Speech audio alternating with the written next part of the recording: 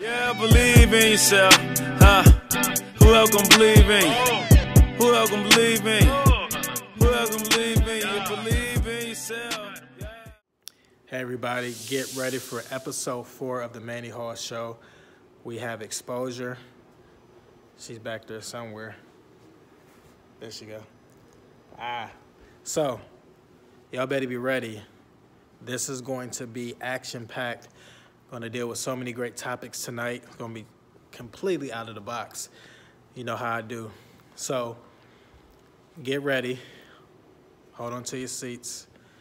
If you are not hip to Xposyur, you will definitely be in for a treat tonight. She might even have some special gifts and talents to show you just on the show. So, please be ready. Episode 4, Manny Hall Show. Let's do it. Starting right now. Hey everybody, we're here at the Manny Hall Show, live with Xposyur. Xposyur, tell them who you are if they have no idea. I'm Xposyur. I'm a spoken word artist born and bred out of Akron, Ohio. Represent, represent. Yes, I am 330 till the death of me. I am kind of a very out-of-the-box poet. I talked about the things that don't want to be talked about in church. I'm very bold. I don't really care what people think about me, obviously. I love probably have on nothing that match, but that's okay. I love it. So I'm 26, I'll be 27 in April, and I just love my gift. I love what I do. We record here at Ocean House. This is my church. I play drums mainly. I'm learning a little bit of keys. So, you know, yeah, that's it. Yes, yes, yes. So you about to kick a little bit of something for us? Oh yeah, I have an introductory poem I do wherever I go. It's called He Is God. Okay. And I think sometimes, you know, we go through stuff and, you know, it's kind of like God be having to remind us who He is. Yeah. So it's called He Is God.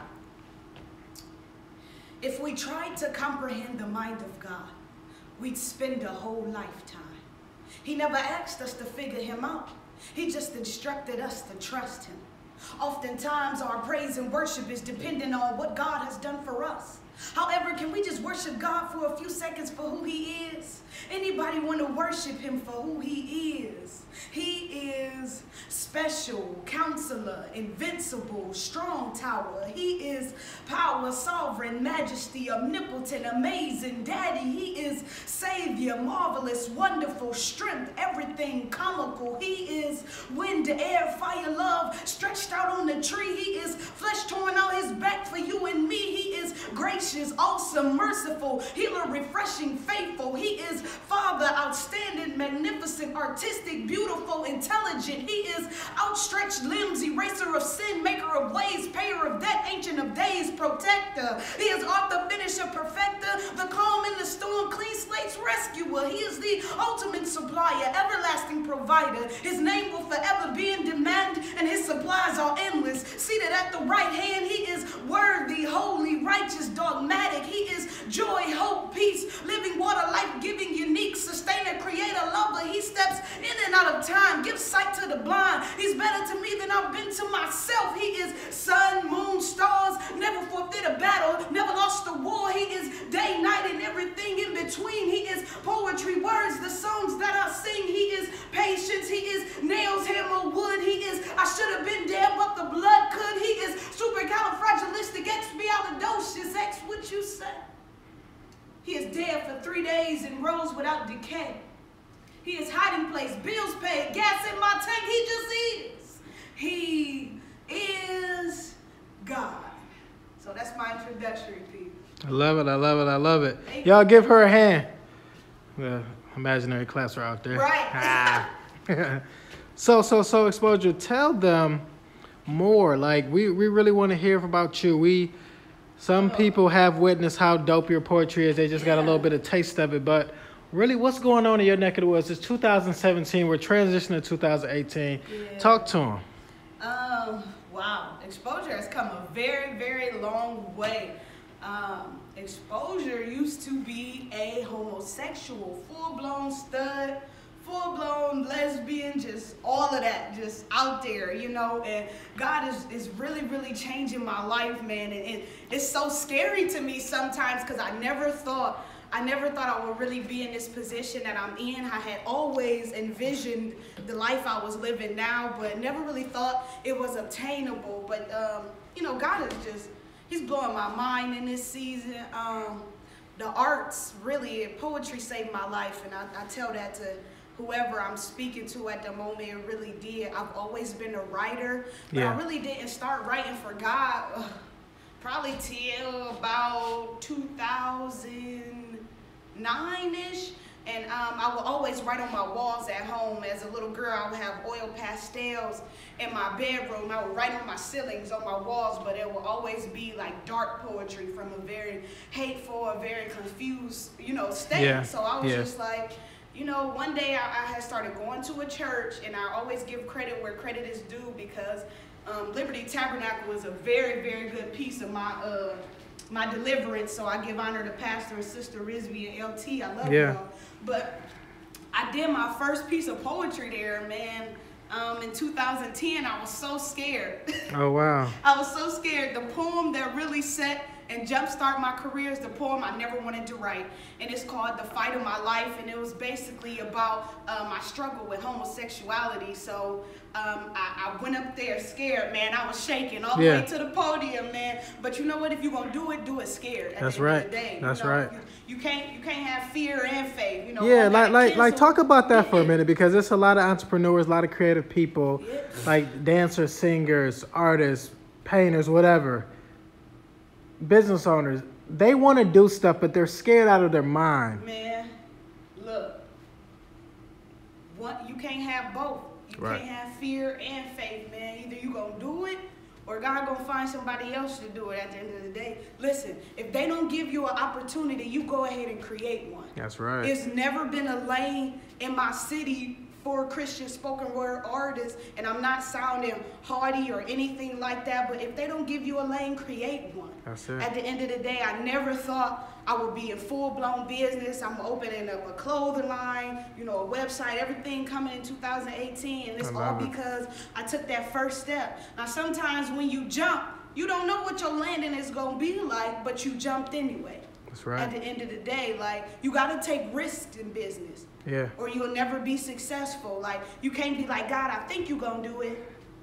No, but you can't have it's better to have dead faith than opposing faith. That's right. And I say that because you can't be like, I think you can do it. That's an insult to God at the end of the day. That's right. And like, now it's to a point where I'm really starting to get phone calls for funerals of people that I don't even know. Wow. Like, I've broken into businesses.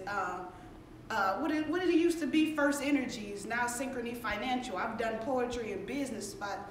I'm breaking into the juvenile detention center. I go into high schools in Akron whenever I want, and it's all because I took that first step. Yeah. Like, you can't be scared to do it. Everybody want to be a beast until it's time to do what beasts do. That's right. At the end of the day, so either you're going to be a lion and you're going to get out there and roar, or you're going to be scared. You know what I'm saying?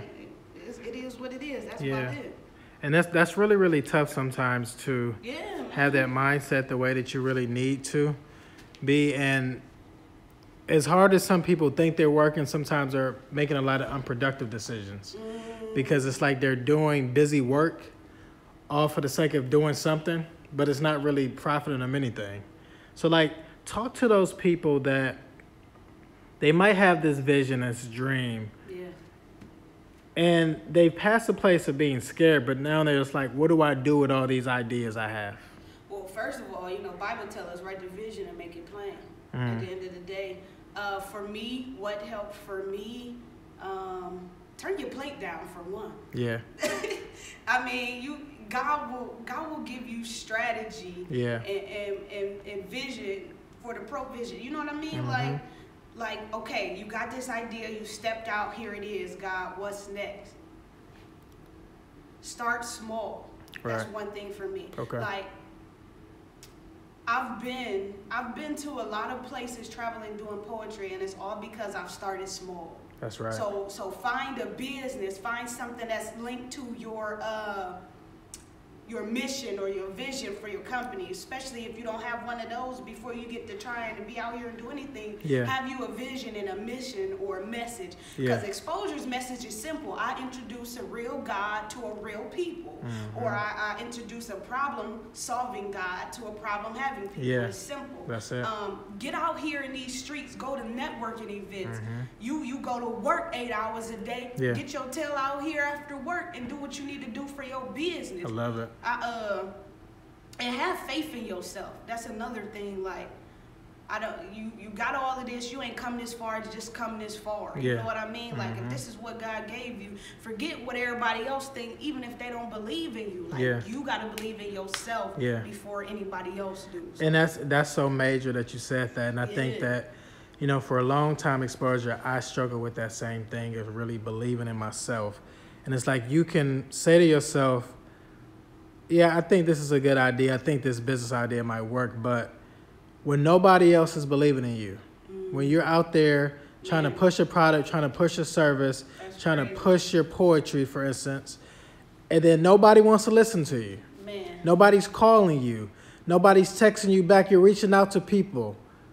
You're reading books. You're watching YouTube videos and saying like, hey, this worked for this person, and I'm going to do this. Wow, that worked. And you try all the gimmicks, and none of it works for you. And now you're looking at 1.5 years, 2 years of nothing producing. That's that scary spot. That's just like you want to give up.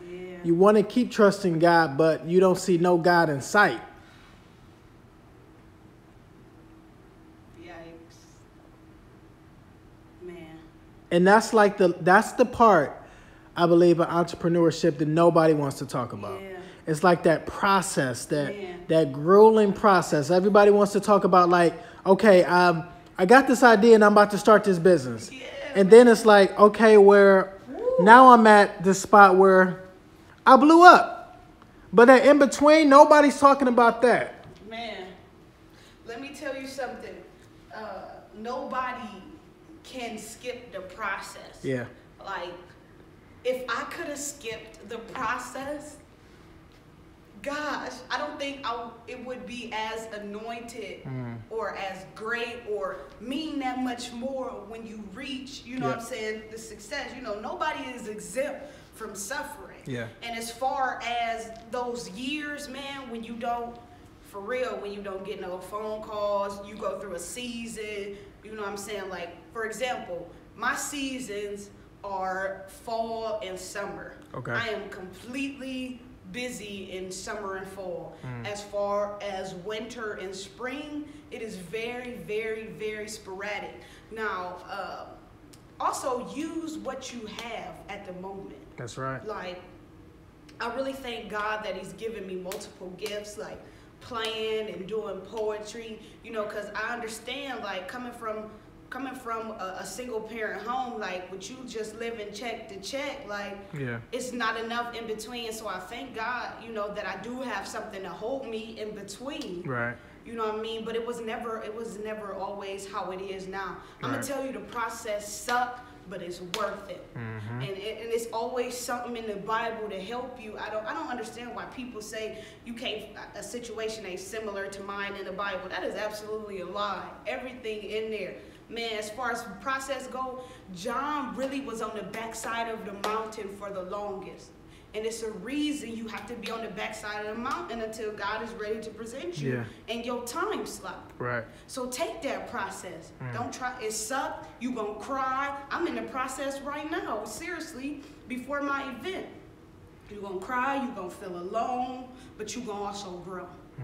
And good things grow in the dirt. So it might seem a little dirty around you right now. You know what I mean? But all you got to understand is it's giving you roots. It's giving you a firm foundation. That way when God give you what you've been praying for, you won't forget these roots in this dirt that you've been through. You know so through that process, like you're saying, you can learn something in that process. And then it's almost like, I remember a few years back when I was living in this apartment before I met my wife. And during that time, I appreciated it, but sometimes I would look at it like, man, this apartment sucks. I don't want to be in this stupid apartment. Like, I'm ready to move to a different spot. What is you saying? Or like, you know, I want to get married. I want to do this. I want to do that. But a funny thing happened, though. I ended up taking some pictures of my apartment because I had to make sure that it was documented, it was actually clean. Right. I look back at those pictures, Exposure, and I was like, man, I missed that spot. Wow. And I missed it because it was part of my process, part of my development. So I looked back and said, I learned so much back then that I wish I could really go back and almost interview myself and say, look, young blood, there's something to learn out of this. Man, Manny, why you all in my life, man? Listen, man. I'm gonna be real with you. Okay. I've been being real, but look, we have recently lost everything. I'm telling you, everything. Like, I just got my car back for real a few months ago. Like, and a landlord, man, got a condo out of $1,300, man. I mean, so we didn't have beds. Wow. We don't have furniture. You know what I'm saying? We don't have none of that. But it's all part of my process, and that's what I'm holding on to. Hey, look, I've been sleeping on an air bed the last 5 months of my life. Wow. But you know what? It's making me better. That's right. I have to look at it. If I didn't go through anything, I'll be doing this for myself. I'll be doing this in my flesh and all of that. So, you know, it's going to get ugly. You might have to sleep in your car. That's right. Your phone might be off for a little bit. You might have got this much of gas till next Friday. That's payday. That's where I'm at. That's real. It's real, though. But you know what? When you got a love and a passion for your gift, and you know for sure this is what God called you to do, not even little stuff like that can stop you at the end of the day. I love it. Don't even look like, man, I'm sleeping on air bed. Do it? No. I mean, and you know, I understand both sides of the argument. We're like, I don't look like what I go through and this, that, and the third. But I'm left-brained at the same time. Like, I get some people look like what they're going through. You know what I mean? Like, you can't, you know, really tell people, you know, everybody deals with things differently. That's real. And you know why I may be having a good day today, tomorrow it might not be a good day, but it might not be a good day with God. So that's the best part about it, really. And man, I've been getting hit, but you know what? It's cool.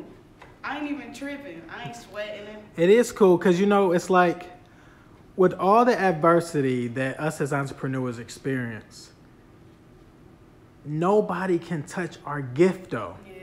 You know what I'm saying? Like, it doesn't matter how many hits I take. Man. They can't stop my mouth from speaking. Right. At the end of the day. You know what I'm saying? Like, you still got these poems inside of your body. Man. And it's almost like it's a trick because the adversity and the challenges thought that it was going to kill you, but all it did was gave you more ammunition, even doper poems to write. And then now you begin to help even more people, and then now this gives you even more ambition and more tenacity to keep going. Man, it's like, it'd be like God won again. Yeah. You know what I mean? Yeah. Like, every time, I mean, the enemy probably be thinking he'd be having the dopest plots to come up with. Right. The dopest plots. And then just be looking dumb in the end. Like, and it's so important when you going through to repeat God's word back to him. You know what I mean? That's right. Like, and when folks say, well, I don't know what to pray, in my mind, that just tell me you don't read your Bible. Because really you speak a foreign language to God when you don't repeat his word back to him in prayer. I love it. At the end of the day, and so it's like, you know, study to show yourself approved. No, don't just read it. That ain't gonna, you know what I'm saying? That ain't gonna apply to your life and what you have to do. But as far as going through stuff, man, I'm having a vent. Oh my gosh. And I didn't even think it was gonna turn into what it's turning into. Wow, okay. But it is going to be live, and everybody watching this, if you knew what was good for you, you would be at this event. Yeah. April 14th, 2018. Doors open at 5.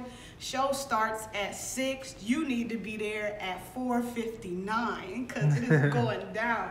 I've been applying for P4CM. I'm gonna say this. Okay. I'm gonna say this. I've been applying, man. I've been applying, and they just keep rejecting me, and I would just be praying like, God, everybody is telling me I need to be in P4CM. Now, what is that? Passion for Christ movement with all the poets, Jackie Hill Perry, Ezekiel, all of them. Gotcha. And they be like, man, Chris Webb from Cleveland is in Gotcha, there. okay. Yeah, so they like, man, you need to apply. And I'll be like, I just keep getting denied. And God was just explaining to me, like, that's because you're not that type of poet. You know what I mean? Like, I'm very, and I love their passion, they are, but I went to a show once, you know what I mean? You might get a hand wave and stuff, and snaps and everything like that, but I'm a very, very, very, very different kind of poet. I mean, God let me know that, and I was just like, okay, and I stopped applying to them. Because sometimes it's nothing wrong. Let me kill another lie. It's nothing wrong asking God for a sign. People be like, don't question God, don't question God. Well, why not? You want to know something, you ask a question, right? Ain't that what they teach you in school? Now, here's the thing. He might not answer when you want him to, but that don't mean you can't ask. Right, that's right. So I ask God every few years, every so often, I say, God, can you give me something to solidify me as a poet? And I'm telling you, what happened in 2010, after I did the fight of my life that I was talking about earlier, the service broke to the point where whoever was supposed to preach could not even preach. Wow. And it scared me. Wow. So much. Okay. Yeah. It scared me because I'm like, and that's when I figured out God really loves the arts. You know what I mean? He's artistic, and a lot of people, like when you go outside and you see those nice watercolors, and God just painting at the end of the day. That's right. And so I asked him again. And I said, God, this was in 2013 or 14. I said, God, give me another piece to really let me know this is what I'm supposed to be doing for you. You know what I mean? And he gave me a piece called Loose Yourself. And it was dealing with strongholds. And the same thing happened again. Whoever was supposed to preach, they couldn't even preach. Wow. And I said, oh my God, this is it. Yeah. Now it's scary because at the end of the day, God, this is all I got. I don't have nothing else, but I know you gave it to me. That's it. So, you know, little mean much to you. So I'm going to put everything I got into this, hoping and trusting and believing that you're going to turn it into something beyond my imagination. And, you know, he's really been doing that. Like, I try to go to the grocery store, or I go get some gas, and, you know, I'm like, hey, X, and I don't be knowing, you know, none of these people, but, you know, it's so inspiring to see that you inspirational like that. And so I've been praying that same prayer, because I pray in April, this poem I'm writing, it's going to be my next solidifying piece. And if you have not watched The Shack, I urge you to watch The Shack so you can understand the Shack poem when y'all come to my event. Gotcha. I love it. I love it. Yeah. And, you know, this is just a great conversation that we're having, and I think it's going to help so many people. And what's great about it, it's not a 2017 conversation. No. And I almost think this is like 2022 because, you know, we both are going to look back and be like, wow, 2017. Manny, look at you. X, look at you. No, Manny, look at you. No, X, look at you. Right. And we're going to have this back and forth dialogue because the place it will be at that time will look totally different. Man. The environment will look different. Man. Our minds will look different. Man. Our spirit's going to look different. Listen. And that's what I'm excited about. So I think that as we all are grinding and trying to be productive in our respective businesses, like, we have to understand that right now is not always going to be right now.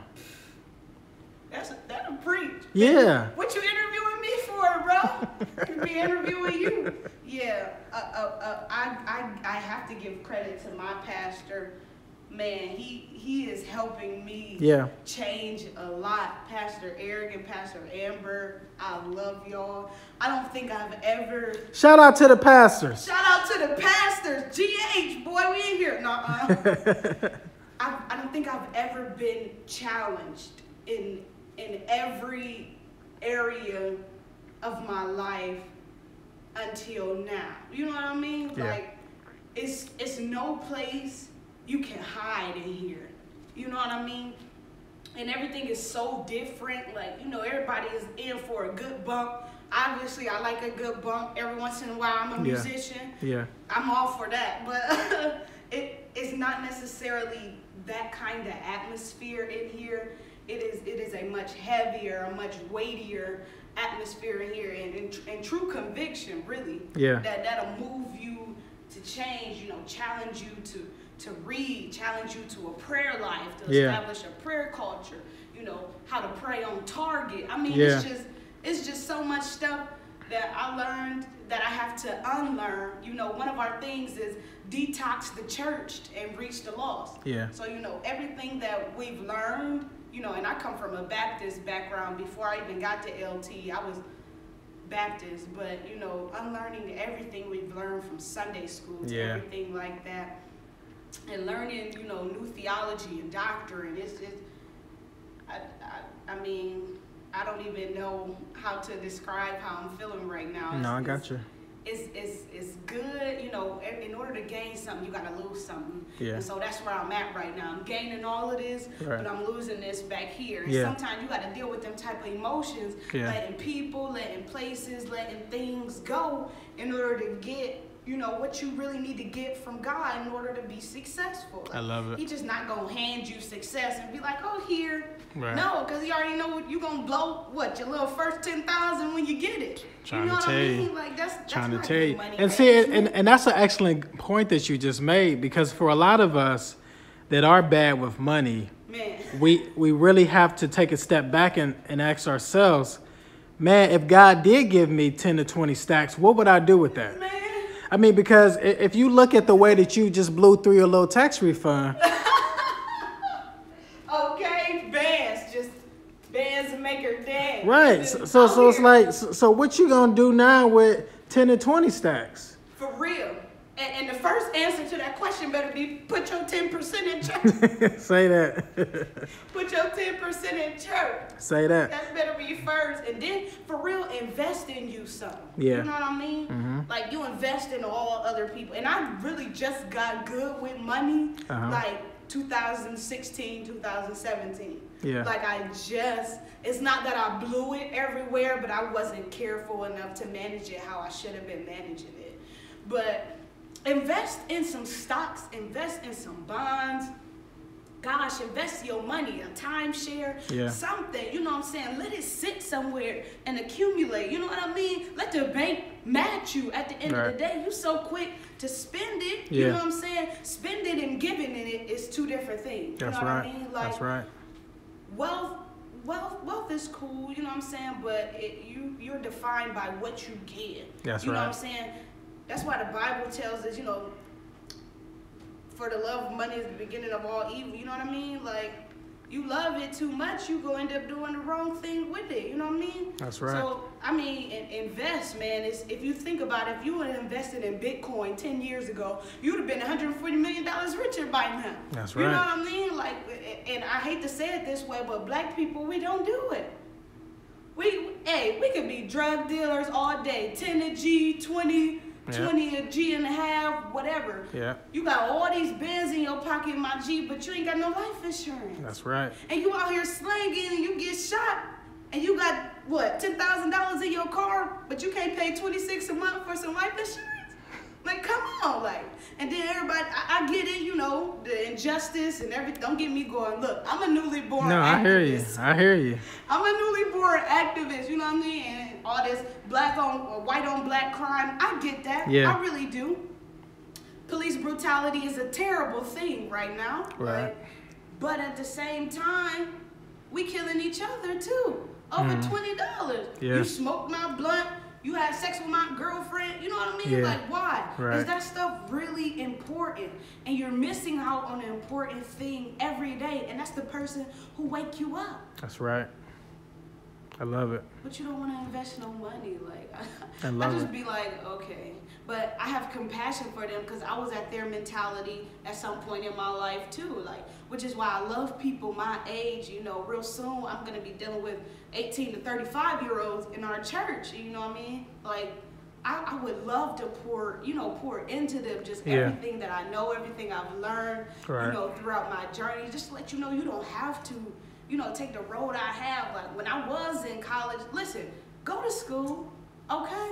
Even if you just sit in the class, at least your teacher know your face when your paper come across their hands. Right.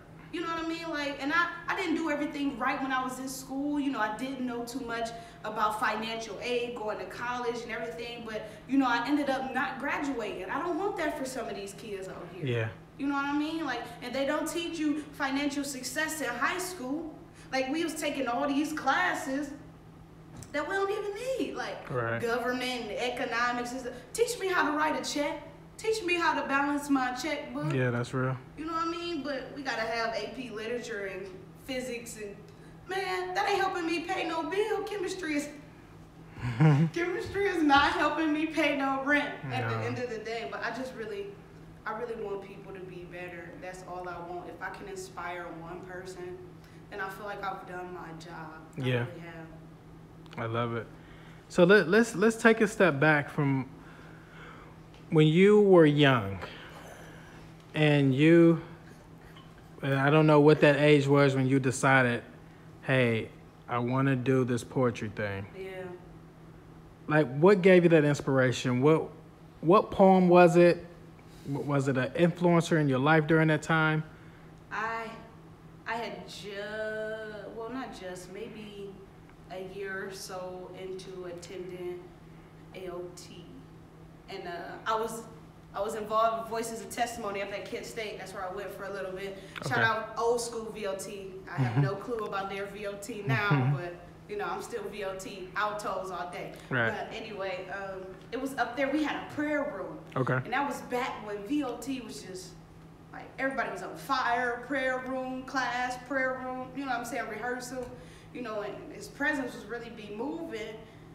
And we were in the prayer room one day. Now the funny thing about that is, while I wrote that poem, I was still involved in a relationship, kind of not really with a woman. Okay. So it was like, I'm writing this, why? You know what I mean? Like, yeah. But my inspiration was the prayer room. We were in there, had to be 8 or 9 of us. And I mean, we ran tough up at Kent State, everybody, but we ran tough. And we was in the prayer room one day. And Holy Spirit had got to move into where everybody started speaking their truth and what happened to them as kids getting free. Wasn't no adult in there. Wow. A bunch of 19 and 20-year-olds being truthful, being honest, praying for each other and everything. Yeah. And God has spoke to me. And he said, write this poem. Now, mostly people write stuff when they out of it. I write while I'm in it. And then what that does, that holds me accountable and brings some type of conviction to me about my actions. Wow, I love it. And so that's why I would fight God all the time, like, I'm not writing none of this. And you know what I just did last night. And he's like, I don't care about that. You know? Yeah. The veil already torn as far as he's concerned. You know, sin isn't a big issue to God. It's a big issue to us. You know what I'm saying? So I wrote it. And I read most of it to them in that prayer room at Kent State in 2010. And I really think it was just the support of my friends. They never really, I think, was the decision to push me over for writing the poem that solidified me, I want to say, as a poet, or introduced me to the greater Akron, Northeast Ohio region as a poet. Most people write when they come out of stuff. Right.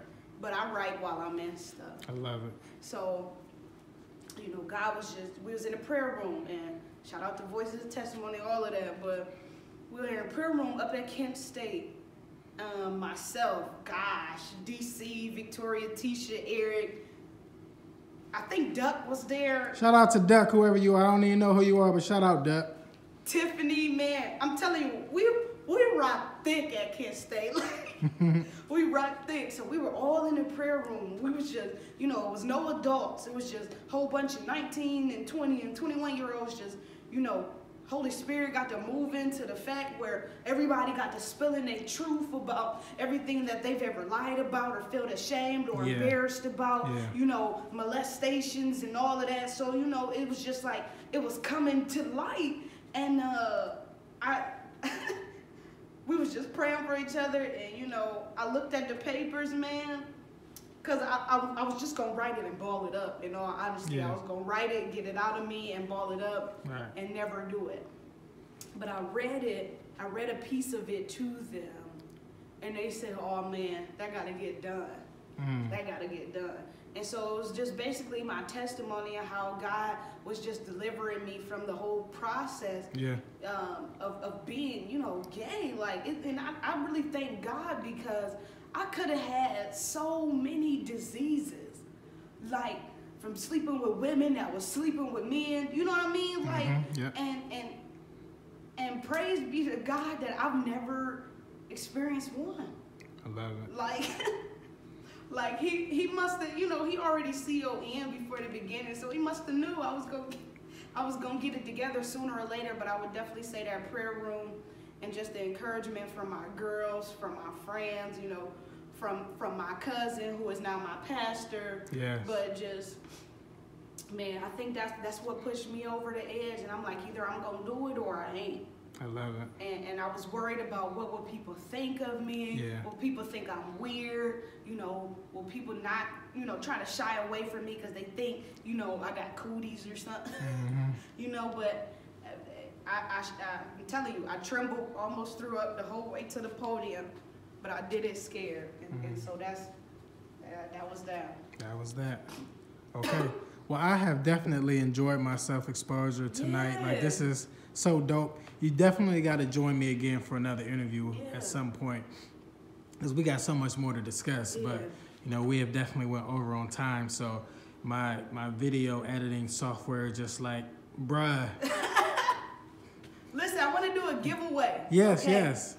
For the 4th, we gotta keep this. For the 14th person, and I don't know how we gonna figure it out, but the 14th person that shares this video, you get a free ticket, and the 18th person to like this video, you get a free ticket. The show is in Akron, Ohio at Bookdale. We will keep y'all posted. Yes. Shout out to everybody, my mama, GH, all of y'all, Team X. I love y'all. Thank you. Awesome. Love you, Exposure. Yeah, love you too, man. We will definitely see each other again. Yeah. You are super duper dope. Thank you. Thank you. I know for sure before we get off this interview that nothing in this world is going to stop you. Yeah, I received that. Nothing is going to stop you. I received that. Thank you. I speak much success, prosperity, blessings, great health, the peace of God all over your life, from the top of your head to the bottom of your feet. Continue to be great. Don't let nothing stop you, girl. I will. I love you. Thank you. Thank you. All right, everybody, we out.